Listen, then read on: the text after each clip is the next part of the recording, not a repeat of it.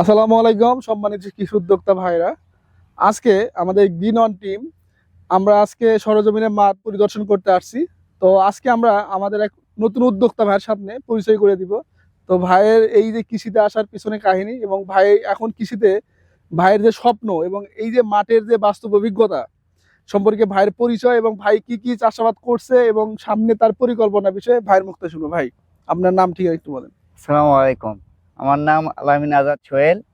বাড়ি হচ্ছে বগুড়া সদর রাজাপুর ইউনিয়ন মেয়াগাছা গ্রাম। আচ্ছা, তারপর আপনি হচ্ছে আমাদের সাথে কিভাবে সম্পৃক্ত হলেন? গ্রিন অনের খোঁজটা আপনাদের আসলে কিভাবে পেলেন? ভিডিও দেখে আপনাদের সাথে যোগাযোগ করছি, পরে আপনাদের কাছ থেকে মালচিং পেপার চারা এগুলো নিয়ে আসে চাষবাস শুরু করছি। আচ্ছা, আপনি বলছেন আমাদের কাছে মালচিং নিচ্ছেন। জি, এই যে এখানে জমি আছে, অসংখ্য চাষাবাদ হয়, এখানে সবজি হয়, তারা কি মালচিংটা কখনো চাষাবাদ করছে কিনা বা আপনি প্রথম কিনা? না, তারা কখনো মালচিং দিয়ে করেনি, আমি প্রথম এই পাথরের মধ্যে দেখা যাচ্ছে। আচ্ছা, আপনি মালচিং দিয়ে করার পরে আপনার কি এলাকার লোকজন কি বলছে, যারা আশেপাশে যারা মালচিং দিয়ে করে না তারা কি বলছে? তারা বলছে পলিথিন দিয়ে কিভাবে আবাদ হয়, পলিথিন এইভাবে কেমনি কি করে।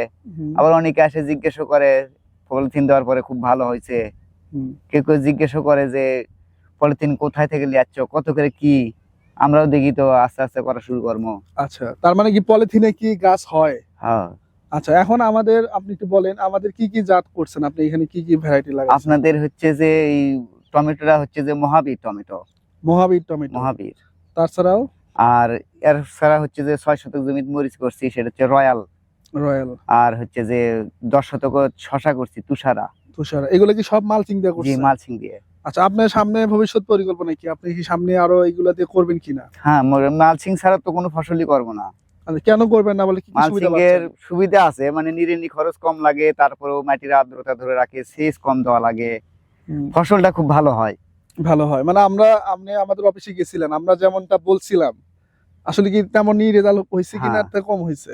খুব ভালো হয়েছে। মানে মালচিং এর সুবিধাগুলো বলছিলাম না, ভাই যখন অফিসে যায় বারবার বলছিল যে মালচিং টা হবে কিনা, তখন আমরা ভাইকে বলছিলাম যে আপনি পরীক্ষামূলক কিছু নিয়ে দেখেন, যদি ভালো হয় ইনশাল্লাহ আপনি আস্তে আস্তে এটা বিস্তার ঘটাবেন। তো আজকে অনেকদিন পরে সরজমিনে ভাইয়ের জমিতে আসলাম। আসার পরে যেটা দেখলাম আসলে এমনটাই হওয়ার কথা ছিল, যে দেখেন এই যে জমি ড্রেন করছে, কোনো আগাছা নাই, না, হ্যাঁ, আগাছা নাই, গাছগুলো সুন্দর সমানভাবে একদম যেভাবে বলা হয়েছে, অ্যাকুরেট, রোগ বালাই কম, তাই না? সোহেল ভাই, আপনি জি। এখানে মহাবীর চাষ করছেন, তো এখানে আপনার টোটাল কতটুকু জমি চাষাবাদ করছেন? এই মহাবীর আছে 10 শতক জমিতে টমেটো 10 আছে। শতক জমিতে আছে। 10 শতক জমিতে আপনি কেমন আশা করতেছেন, কত টাকা বিক্রি হতে পারে? তা তো 10 শতক জমি থেকে দেখা যাচ্ছে 50-60 মন টমেটো হওয়ার কথা।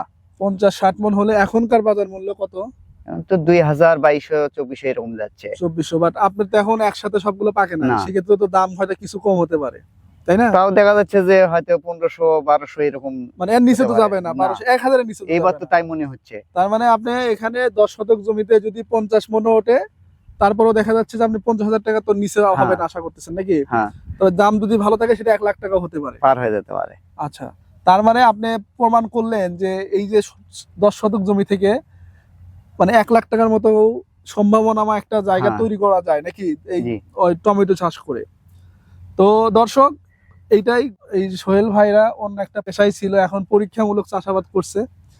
এখানে কিন্তু সোহেল ভাই নিজস্ব এককভাবে পরিশ্রম দিয়ে কিন্তু এই 10 শতক জমিতে যে সম্ভাবনাময় কথা শোনাচ্ছে, যে 10 শতক জমি থেকে 1 লক্ষ টাকা, এরকম সোহেল ভাইরা যারা কৃষিকাজে ছিল না বা তারা আয়সা পরীক্ষামূলক চাষাবাদ করে কিন্তু 10 শতক জমি থেকে 1 লাখ টাকা স্বপ্ন দেখতেছে। এটা কিন্তু আসলে ভাইদের জন্য যেরকম উৎসাহ দিবে এবং যারা এগুলো ফলো করে তাদের জন্য একটা অনুপ্রেরণীয় হবে। এবং আমাদের যারা গ্রিন অন, যারা আমরা আধুনিক কৃষি নিয়ে কাজ করি, আমাদের কাজগুলোকে আরো সামনে অগ্রসর হবে বলে আমরা আশাবাদী।